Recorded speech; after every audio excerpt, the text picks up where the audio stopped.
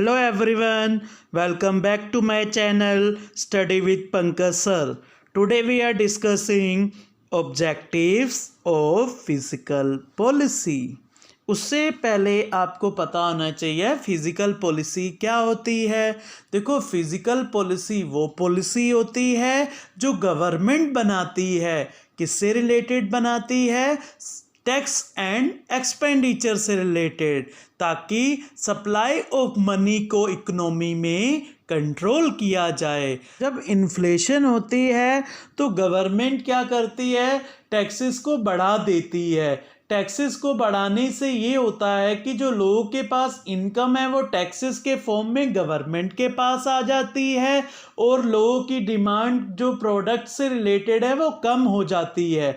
तो जब डिमांड कम हो जाती है तो प्राइस भी कम हो जाते हैं। तो इसी तरीके से इन्फ्लेशन इकोनॉमी में कंट्रोल हो जाती है। फिजिकल पॉलिसी इसलिए बनाई जाती ताकि सप्लाई ऑफ मनी को इकोनॉमी में कंट्रोल किया जाए और इन्फ्लेशन और डिफ्लेशन सिचुएशन को कंट्रोल करते हुए इकोनॉमी की कंडीशन स्टेबल हो सके। इसीलिए फिजिकल पॉलिसी बनाई जाती है। Now we are discussing objectives of physical policy. First is effective mobilization of resources for development, accomplish the high developmental and economic growth is the main purpose of fiscal policy. For mobilization of financial resources, fiscal policy are being used by both central and state Indian government. First objective is effective mobilization of resources for development. पहला physical policy का ये objective होता है, अगर हमारी country में growth करनी है, डेवलपमेंट करना है, तो उसके लिए फिजिकल पॉलिसी बनानी पड़ेगी। जो हमारे फाइनेंशियल रिसोर्सेस हैं उनको किस तरीके से यूटिलाइज करना है। फिजिकल पॉलिसी में क्या होता है?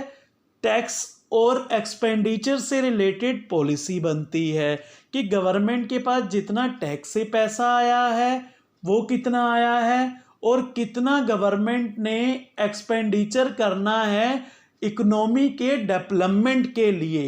अगर टैक्सेस और एक्सपेंडिचर का बैलेंस बना के गवर्नमेंट चलेगी, जो हमारे फाइनेंशियल ये रिसोर्सेस हैं इनका अगर गवर्नमेंट बैलेंस बना के चलेगी, तभी हमारी कंट्री में ग्रोथ होगी और डेवलपमेंट होगी। Second is taxation. Both direct and indirect taxes can be used by the government for mobilization of resources with the help of effective physical policy.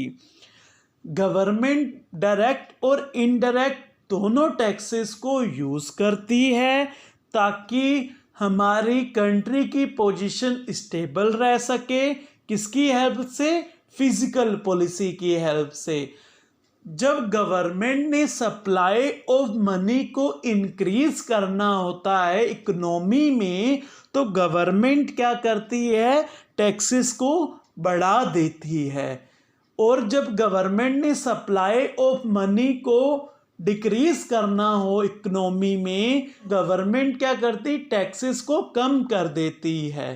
तो इस तरीके से गवर्नमेंट जो है सप्लाई ऑफ मनी को इकोनॉमी में control करती है। Next is price stability and inflation control. Having price stability and controlling the inflation are main objective of fiscal policy. The attempt are made by government. देखो, third objective क्या है? Price stability and inflation control.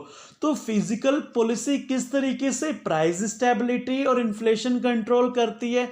देखो, जब inflation होती है ना तो taxes को बढ़ा देती है गवर्नमेंट। टैक्सेस के बढ़ाने से क्या होता है कि जो पब्लिक के पास पैसा होता है वो गवर्नमेंट के पास आ जाता है।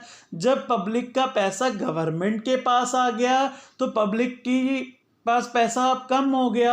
जब पैसा कम होगा तो डिमांड प्रोडक्ट की कम हो जाएगी। जब डिमांड प्रोडक्ट की कम हो जाएगी तो प्राइस भी ऑटोमेटिकली प्रोडक्ट के कम हो जाएंगे। तो इस तरीके से इन्फ्लेशन कंट्रोल हो जाएगी हमारी कंट्री में। तो ये कैसे पॉसिबल हुआ इन्फ्लेशन कंट्रोल होना? जब गवर्नमेंट ने एक अच्छी फिजिकल पॉलिसी बनाई। नेक्स्ट आता है balanced regional development. Balanced regional development is another main focus of fiscal policy. Lot of incentive programs are being initiated by government so that the investment can be directed toward the backward areas of society. देखिए physical policy में government का focus होता है जो backwardness areas होते हैं उनका development हो। उनका डेवलपमेंट कैसे होगा? गवर्नमेंट क्या करती है, जहाँ पर बैकवर्डनेस एरियाज हैं वहाँ पर अपने एक्सपेंडिचर बढ़ा देती है। एक्सपेंडिचर कैसे बढ़ाती है? मान लो गवर्नमेंट ने रोड बनाने में इन्वेस्टमेंट कर लिया या कैनाल बनाने में इन्वेस्टमेंट कर लिया, ब्रिजेस बनाने में इन्वेस्टमेंट कर लिया, तो वहाँ के लोगों को गवर्नमेंट क्या करती है? एम्प्लॉयमेंट प्रोवाइड करती है। जब वहाँ के लोगों को एम्प्लॉयमेंट मिलेगी तो वहाँ के लोगों का क्या होगा? विकास होगा। इस तरीके से फिजिकल पॉलिसी हेल्प करती है बैलेंस्ड रीजनल डेवलपमेंट में। Next, foreign exchange earnings.